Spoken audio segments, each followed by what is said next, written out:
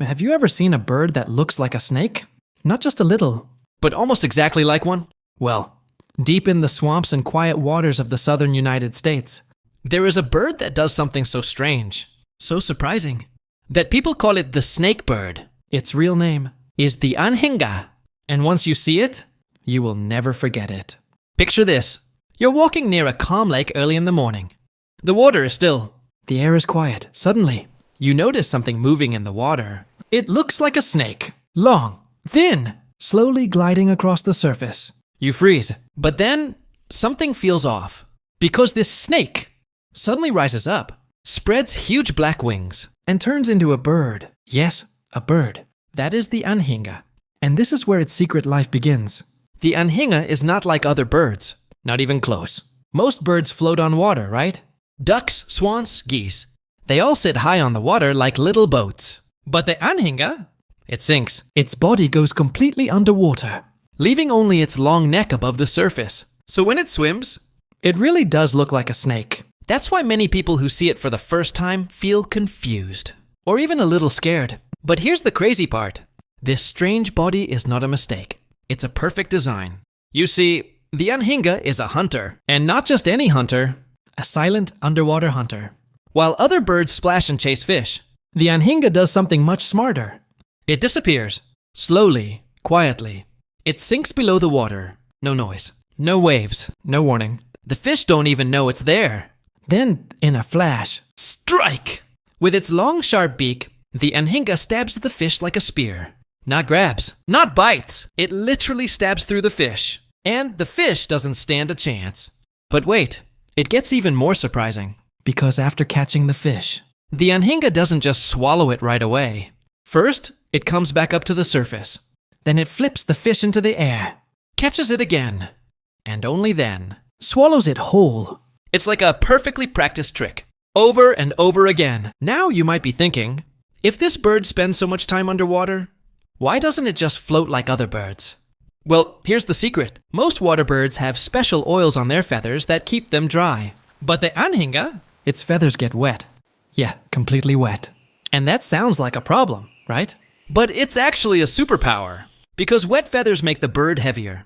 And that helps it dive deeper and move faster underwater. It turns the Anhinga into a living submarine. But every superpower comes with a weakness. And this is where the story takes an interesting turn. Because after hunting, after diving, after swimming like a snake, the Anhinga cannot fly. Not right away. Its wings are too wet, too heavy. So what does it do? It climbs out of the water, finds a quiet spot, and spreads its wings wide open, like a dark shadow, standing there, completely still, almost like it's posing. But it's not posing. It's waiting for the sun to dry its wings. In that moment, the Anhinga looks powerful, but also vulnerable. It cannot escape quickly. It cannot fly away fast. It must trust that it is safe. And that is one of the most dangerous times in its life. Because in the wild, being still can be risky. But the Anhinga has survived like this for thousands of years. Quiet, patient, perfectly adapted. And this is only the beginning of its story. Because what happens next is even more unbelievable.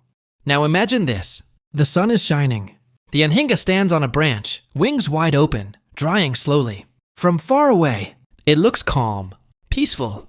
But life is not always easy for the Anhinga, because it is not the only hunter in the water. Below the surface, there may be big fish, sometimes even alligators. And in the sky, there can be birds of prey watching from above. So every time the Anhinga dives, it is taking a risk. Every time it comes out to dry its wings, it is exposed. But still, it continues. Because it has something very important to protect. Its family. During nesting season, the Anhinga becomes more than just a hunter. It becomes a parent. Deep in trees near water, the Anhinga builds its nest. Not on the ground, not in the open, but high up, where it feels a little safer. The nest is made of sticks, carefully placed together. It may not look fancy, but it holds something very special. Eggs. Small, pale, fragile eggs. And when those eggs hatch, tiny Anhinga chicks enter the world. They are not strong. They are not fast. They cannot swim. They cannot fly. They depend on their parents for everything. Food, warmth, protection. And this is where the Anhinga shows a completely different side. A gentle side. A caring side. The parent flies out again and again, hunting for fish, diving, swimming, striking, then returning to the nest. But here comes something strange and a little surprising. When the parent feeds its babies, it doesn't just drop food into their mouths. Instead, the chicks reach deep into the parent's throat and pull out the fish. Yes, they actually take the food straight from inside. It may look a bit shocking, but for the Anhinga family, it's normal. It's how they survive. Day by day, the chicks grow. Their feathers slowly come in. Their necks get longer. Their eyes become sharper. They begin to look more and more like their parents. But growing up is not easy. Sometimes, food is hard to find. Sometimes, storms hit the area. Strong winds shake the trees. Rain pours down. The nest moves, swings, almost falling. The chicks huddle together, waiting, hoping their parents return. And still, the parents keep going. Through danger, through hunger, through exhaustion. Because in the wild, love is shown through survival. Finally, the big moment comes. The chicks are ready. They stand at the edge of the nest, looking down. The water below seems far away. Scary. Unknown. Their wings are still new. Not fully strong. But something inside them says, "Try!" One chick steps forward, flaps its wings, and jumps. For a moment, it falls. Then flap, flap, flap. And suddenly, it's flying. Not perfectly, not smoothly, but flying. And one by one, the others follow. This is how a new generation of Anhingas begins. But their journey is just starting. Because now, they must learn everything. How to dive, how to hunt, how to survive. And not all of them will make it. That's the hard truth of nature. But those who do become masters of water and air, silent hunters, snakebirds, just like their parents. And yet, even with all these skills, the Anhinga still has secrets you would never expect. Secrets that make it one of the most unusual birds in the entire world. Now here's something most people don't know. The Anhinga has a secret weapon hidden inside its body. A special neck? At first it just looks long and thin, but inside, it works like a spring. Yes, a spring. When the Anhinga is underwater, it slowly moves closer to a fish. Very slow, very quiet, almost invisible. Then suddenly, its neck shoots forward at lightning speed, like a loaded spring snapping open. That's how it stabs the fish so fast. The fish doesn't even see it coming. It's one of the fastest strikes in the bird world. But that's not the only strange thing. The Anhinga also has very strong bones, heavier than many other birds. And remember its wet feathers? That combination makes it less floaty, but much better at diving. It's like nature turned this bird into a perfect underwater hunter. But here's where things get even more interesting. The Anhinga doesn't just live anywhere. It chooses very specific homes.